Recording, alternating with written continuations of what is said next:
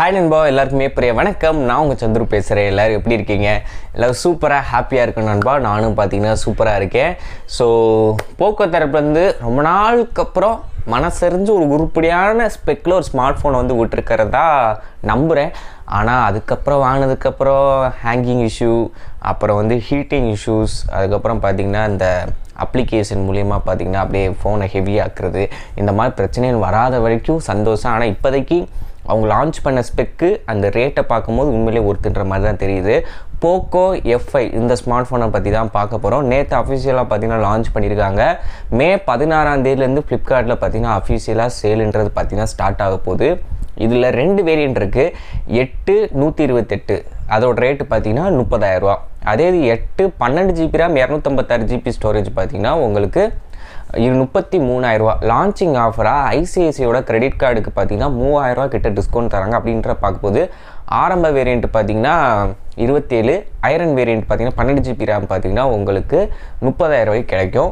But அதையும் நீங்கள் யோசிச்சுக்கோங்க, card இருக்கணும். கார்டு இருந்தால் மட்டும்தான் அந்த லான்ச்சிங் டைமில் இந்த ஆஃபர் இருக்கும். இல்லாட்டி நார்மல் அந்த 8 256 வந்து 30,000, 12 256 பார்த்தீங்கன்னா 33,000.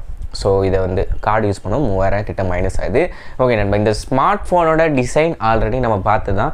சும்மா அந்த பேக் டோரில் பார்த்தீங்கன்னா அந்த ஒரு மாதிரி கிளாஸியாக அந்த ரிஃப்ளெக்டிங் பேக் மாதிரி பார்த்திங்கன்னா கொடுத்துருக்காங்க. ஸோ அது மட்டும்தான். மற்றபடி பார்க்கும்போது இந்த ரியல்மி, இந்த ரெட்மி எல்லாமே பார்த்திங்கன்னா இப்போ ஒரே மாதிரி தான் இருக்குது. மேலே எங்கேயும் ஒரு பெரிய கேமரா கொடுத்துறானுங்க. ரெண்டுக்கு நடுவில் கொஞ்சம் கார்னரில் சென்டராக பார்த்திங்கன்னா ஒரு மேக்ரோ சென்சார் கொடுத்துறானுங்க. அக்கடா மாதிரி தான் பார்த்திங்கன்னா இருக்குது. ஸோ அதில் எந்த ஒரு மாற்று கருத்தும் கிடையாது. மற்றபடி இது வந்து பிளாஸ்டிக் பேக் தான். ஓகேவா நண்பா? ஓகே, இந்த ஸ்மார்ட் ஃபோனில் மிகப்பெரிய ஹைலைட்டடாக நான் பார்க்குறது பார்த்திங்கன்னா உள்ளே யூஸ் பண்ண ப்ராசர் தான். ஸ்னாப்ட்ராகனோட 7+ Gen 2 ப்ராசர் பார்த்திங்கன்னா ஃபஸ்ட் டைமாக கொடுத்துருக்கானுங்க. இதில் ஆண்ட்ராய்டு ஸ்கோர் பார்த்திங்கன்னா 9,37,000 கிட்ட வருது. அதாவது 1 மில்லியன் கிட்ட பார்த்திங்கன்னா ஆண்ட்ராய்டு ஸ்கோர் இருக்குது. ரேம் வேரியண்ட்டுமே பார்த்திங்கன்னா LPDDR5 ரேமும் UFS 3.1 ஸ்டோரேஜ். ஒரு ஃப்ளாக்ஷிப் லெவல் ஸ்மார்ட் ஃபோனுக்கு ஈக்குவலாக பார்த்திங்கன்னா இதில் ஹார்ட்வேரில் பார்த்திங்கன்னா எல்லாமே பண்ணியிருக்கானுங்க. அடுத்து டிஸ்பிளேன்னு பார்க்கும்போது ரெட்மிக்கே உரித்தான இந்த போக்கோவில் பார்த்திங்கன்னா 6.67 இன்ச்சு கொண்ட ஒரு AMOLED டிஸ்பிளே, 120 ஹெர்ட்ஸுக்கான ரெஃப்ரெஷ் ரேட் பார்த்திங்கன்னா கொடுத்துருக்காங்க. Side mounted finger print scanner தான் இதுலேயும் இருக்குது. அவங்க எப்பயுமே அப்படி தான் ரெட்மி நோட் சீரிஸில் அதான் கொடுப்பானுங்க. போக்கோவும் பார்த்திங்கன்னா அப்படி தான் கொடுப்பானுங்க. கேட்டால் நாங்கள் இந்த பட்ஜெட்டில் இவ்வளோ பெர்ஃபார்மன்ஸ் கேமரா கொடுக்கும் போது நாங்கள் இதெல்லாம் கொஞ்சம் காம்ப்ரமைஸ் பண்ணி தான் ஆக வேண்டியது இருக்குது அப்படின்ற மாதிரி சொல்லுவாங்க. ஸோ அதனால் side mounted finger print scanner தான். மற்றபடி டிஸ்பிளேன்னு பார்க்கும்போது நல்லா தான் நண்பா இருக்கும். பொதுவாக நான் ரெட்மியோட நோட் சீரீஸ்லையுமே யூஸ் பண்ணியிருக்கேன், போக்கோ சீரீஸ்லையும் யூஸ் பண்ணியிருக்கேன். டிஸ்பிளேவை பொறுத்த வரைக்கும் குறை சொல்ல முடியாது. இந்த பட்ஜெட்டில் பார்த்தீங்கன்னா நம்ம யூடியூப்பில் வீடியோ பார்க்குறதா இருக்கட்டும், இல்லை நெட்ஃப்ளிக்ஸு, அமேசான் ப்ரைமில் வீடியோஸ் பார்க்கும்போதாக இருக்கட்டும், ஒரு மல்டிமீடியா எக்ஸ்பீரியன்ஸை பொறுத்த வரைக்கும் டிஸ்பிளேல எந்த ஒரு குறைய வச்சதில்லை இந்த பட்ஜெட்டில். ஸோ அது வந்து தரமாக தான் இருக்குது. அப்புறம் டியூயல் ஸ்பீக்கர் பார்த்தீங்கன்னா கொடுத்துருக்காங்க. IR பிளாஸ்டர் இருக்குது.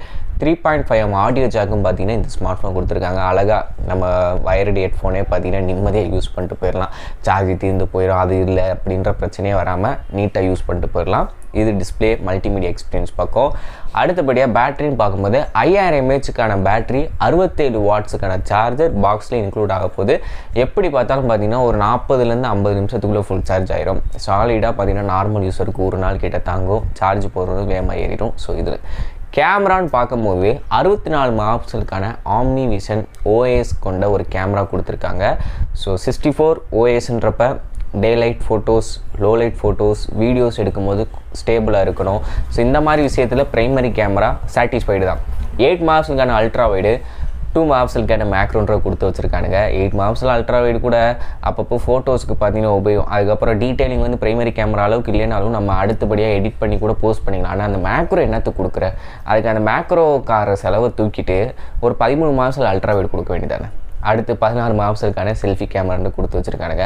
நான் இதில் 100% சொல்ல போது 30,000 ரூபாய்க்கு அந்த ப்ரைமரி சென்சார் உங்களை சாட்டிஸ்ஃபை பண்ணுன்பா. செல்ஃபியோ அந்த அல்ட்ரா வைடோ மேக்ரோவோ பார்த்தீங்கன்னா பெரிய லெவலில் நமக்கு யூசேஜுக்கு ஒத்து வராத மாதிரி தான் இருக்கும். அது இந்த ஸ்மார்ட் ஃபோனும் இல்லை. ஏன் அந்த 2 மெகாபிக்சல் மேக்ரோ 2 மெகாபிக்சல் டெப்த்து கொடுக்குறானோ அந்த ஸ்மார்ட் ஃபோன் ஃபுல்லாமே அப்படி தான் இருக்கும்.